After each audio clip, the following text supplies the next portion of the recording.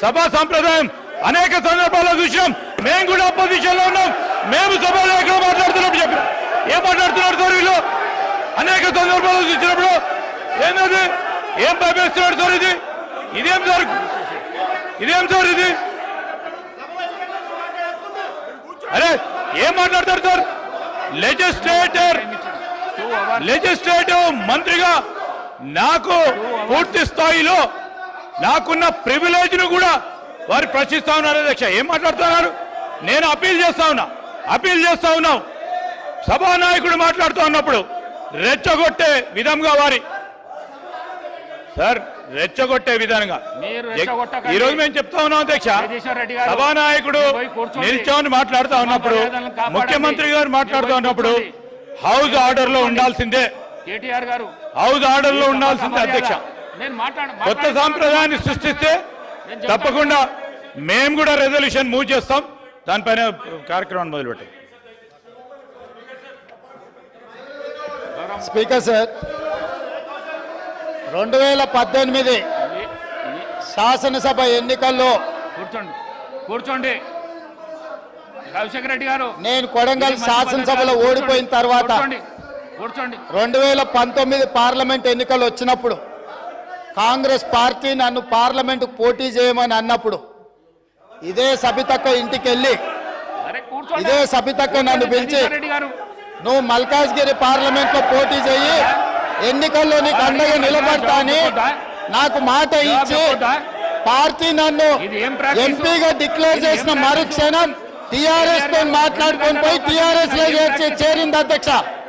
తమ్ముడుగా నన్ను పిలిచి మల్కాజ్గిరి పార్లమెంట్ లో ఎన్నికల్లో పోటీ చేయమని నన్ను ప్రోత్సహించి పార్టీ నన్ను ఎన్నికల్లో అభ్యర్థిగా నిర్ణయించిన తర్వాత కేసీఆర్ మాటలకు అధికారం కోసం కాంగ్రెస్ ను వదిలి టీఆర్ఎస్ పార్టీలో చేరి మంత్రి పదవి పొంది తమ్ముని మోసం చేసింది కాబట్టి ఈ రోజు నమ్మొద్దు అని కేటీఆర్ కి చెప్పిన అధ్యక్ష. ఇది నిజమా కాదా సబితక్కను గుండె మీద చేసుకొని చెప్పమని నన్ను మల్కాజ్గిరిలో పోటీ చేయి కాంగ్రెస్ నుంచి, నీ ఎన్నికల్లో నేను గెలిపించే బాధ్యత తీసుకుంటా నాకు చెప్పి నేను ఎన్నికల్లో నిలబడడం డిక్లేర్ అయిన తర్వాత కాంగ్రెస్ ను వదిలేసి టీఆర్ఎస్ లో చేరి మంత్రి పదవి పొంది ఈ రోజు వచ్చి మాకు నీతులు చెప్తే మేమేమన్నా అమాయకులమా అధ్యక్ష? కాబట్టి ఇవన్నీ చర్చలు. ఈరోజు నేను ఏ మాత్రం కూడా వాళ్ళ పేరు తీసుకోకపోయినా మీరు వారికి అవకాశం ఇచ్చిండ్రు. మీరు అవకాశం ఇచ్చినందుకు నేను అభ్యంతరం చెప్పలేదు. ఇంకేమైనా చర్చ ఉంటే ఇప్పుడు కొత్త గవర్నర్ గారు వస్తున్నారు, ఎయిర్పోర్ట్కి వెళ్తున్న గవర్నర్ గారిని రిసీవ్ చేసుకోవడానికి మళ్ళీ వెనక్కి వచ్చి అన్ని వివరాలు నేను అన్నిటికీ సమాధానం చెప్తా. మా డిప్యూటీ చీఫ్ మినిస్టర్ గారు అప్పటి వరకు సభ నడుపుతారు. కొత్త గవర్నర్ గారిని రిసీవ్ చేసుకొని రాజ్భవన్ విడిచిపెట్టి మళ్ళీ సభలోకి వస్తా అధ్యక్ష. అందరికీ కలిపి సమాధానం చెప్తా అధ్యక్ష. ధన్యవాదాలు అధ్యక్ష.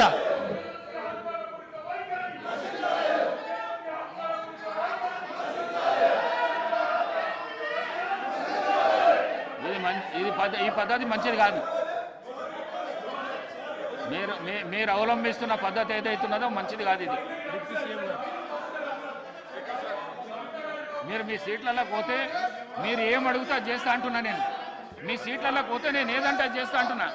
మేడం గారు మీ సీట్లలో పోతే నేను ఏదంటే చేస్తా అంటున్నా. మీరు ఎందుకు రెచ్చగొడుతుండ్రు వాళ్ళను? ఎందుకు రెచ్చగొడుతుండ్రు? రెచ్చగొట్టుడైనా మన పని? కేటీఆర్ గారు రెచ్చగొట్టుడైనా మన పని? 2 గంటల అవకాశం ఇచ్చిన నేను మీకు ప్రతిపక్షంగా 2 అవర్స్ అవకాశం ఇచ్చిన. మీరు కూర్చోండి, మీ మాట వింటాను. కూర్చోండి. మీకు రెస్పెక్ట్ చేస్తున్నా, మీకు గౌరవం ఇస్తున్నా, మీకు గౌరవం ఇచ్చి చెప్తున్నా. కూర్చోండి, మీకు రెస్పెక్ట్. ప్లీజ్ మీరు వెళ్ళి కూర్చోండి. మాట్లాడిస్తా. వెళ్ళి కూర్చోండి. జగదీశ్వర్ రెడ్డి గారు, ఇది మంచి పద్ధతి కాదు.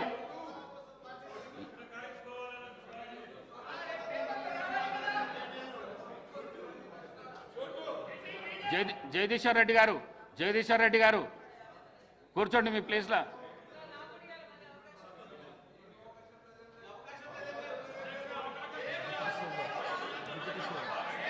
డిప్యూటీ సీఎం గారు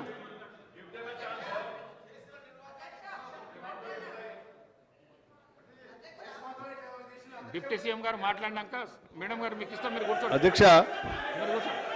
అరే 1 minute మాట్లాడితే కూర్చోండి. ఓపిక లేకపోతే ఎట్లా? ఓపిక లేకపోతే ఎట్లా? అధ్యక్ష 2 గంటలు మీరు 2 గంటలు కూర్చున్నారు. సభని 2 hours మీరు ఏం చెప్తారు వినుకుంటా ఈ రకంగా నిన్నటి నుంచి చూస్తున్నాం అధ్యక్ష. కావాలని లేకుండా కూర్చున్నారు. బుల్డోజ్ చేసి మీ ఇష్టం వచ్చినట్టు డిక్టేట్ చేస్తా అంటే అది కరెక్ట్ కాదు అధ్యక్ష. I'm appealing them please. Appeal చేస్తున్నాడు. నేను అప్పీల్ చేస్తాను, దయచేసి కూర్చోండి. ఏమంటలేడు? అప్పీల్ చేస్తున్నాడు. కూర్చోండి. నేను మాట్లాడిన తర్వాత కావాలంటే మళ్ళీ సబితా రెడ్డి గారికో వారికో మైక్ ఇద్దరు గారు దయచేసి కూర్చోవాలండి అధ్యక్ష. అధ్యక్ష please, I'm appealing them please, దయచేసి కూర్చోండి. ఇక్కడ ఏం అన్యాయం లేదు, దయచేసి కూర్చోండి అధ్యక్ష. ఇస్తా అంటున్నా అధ్యక్ష ప్లీజ్. నేను ఇస్తా, సబితా ఇంద్రారెడ్డి గారికి ఇస్తా, నేను మైక్ ఇస్తా, కూర్చోండి. నేను మైక్ ఇస్తా, కూర్చోండి. అధ్యక్ష కూర్చోండి. అధ్యక్ష ఇది కరెక్ట్ సాంప్రదాయం కాదు అధ్యక్ష. ఏదో రకంగా తొండిగా సభని మా ఇష్టం వచ్చినట్టు మేము అల్లరి చేస్తామంటే ఇది కరెక్ట్ కాదు అధ్యక్ష. దయచేసి నేను విజ్ఞప్తి చేస్తా ఉన్నాను, పదే విజ్ఞప్తి చేస్తున్నాను, దయచేసి కూర్చోండి అధ్యక్ష. దయచేసి ప్లీజ్ వారిని ఒక్క నిమిషం అధ్యక్ష దయచేసి కూర్చోండి.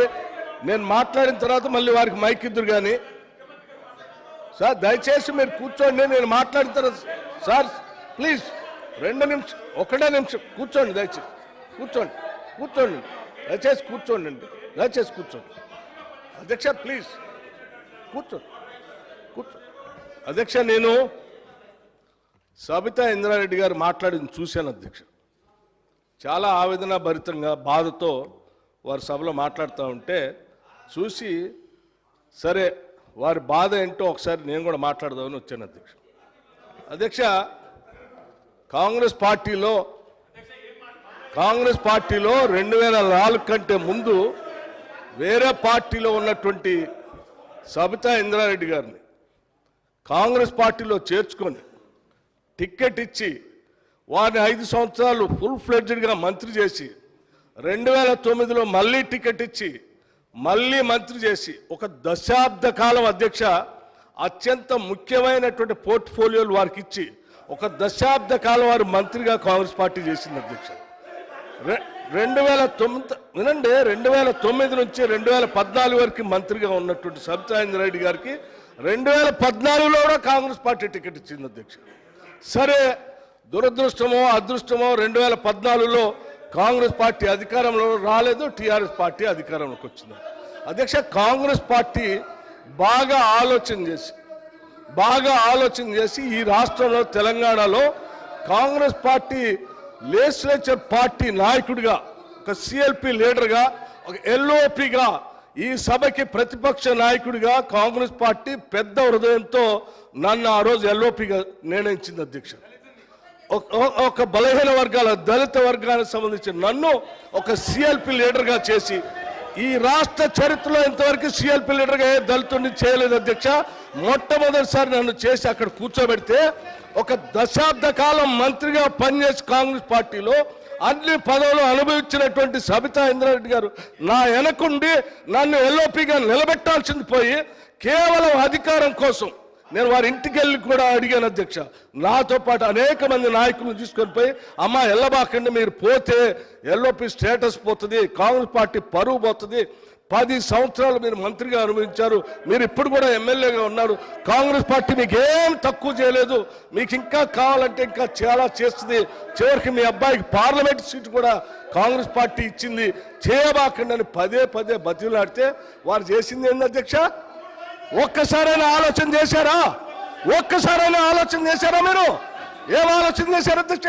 నీ అధికారం కోసం, మీ స్వార్థం కోసం కాంగ్రెస్ పార్టీ నిర్ణయం కాదని ఈ రాష్ట్ర చరిత్రలో ఎవరిని చేయలేకుండా నన్ను సిఎల్పి లీడర్గా చేస్తే అది లేకుండా చేయటం కోసం వదిలిపెట్టిపోయి టీఆర్ఎస్ పార్టీలో చేరినటువంటి వారు ఇవాళ బాధపడుతూ మాట్లాడుతున్న ఆవేదన చెందుతున్నా అంటే ఆవేదన చెందాల్సింది ఎవరు అధ్యక్ష?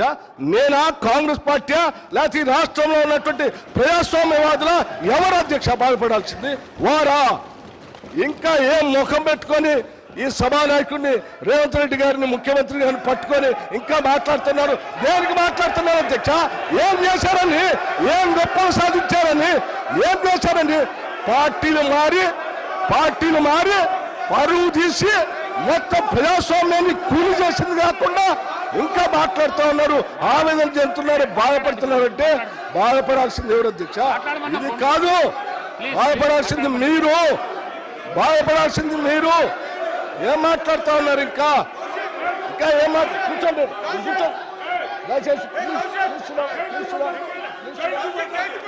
కూర్చోండి అధ్యక్ష. ఏం మాట్లాడుతున్నారు? ఇంకా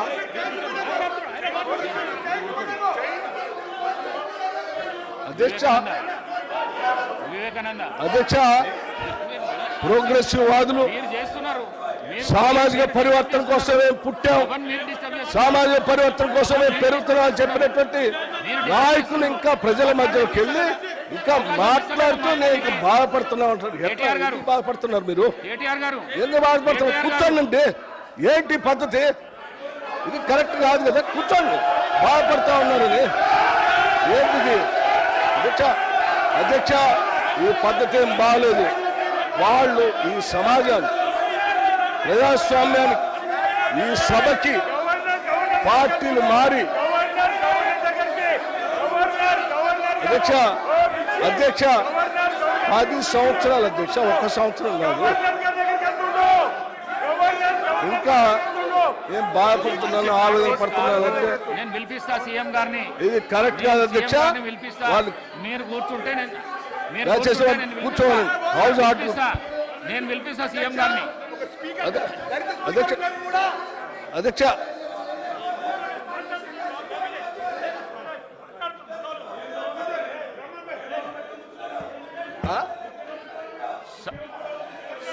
సభను 10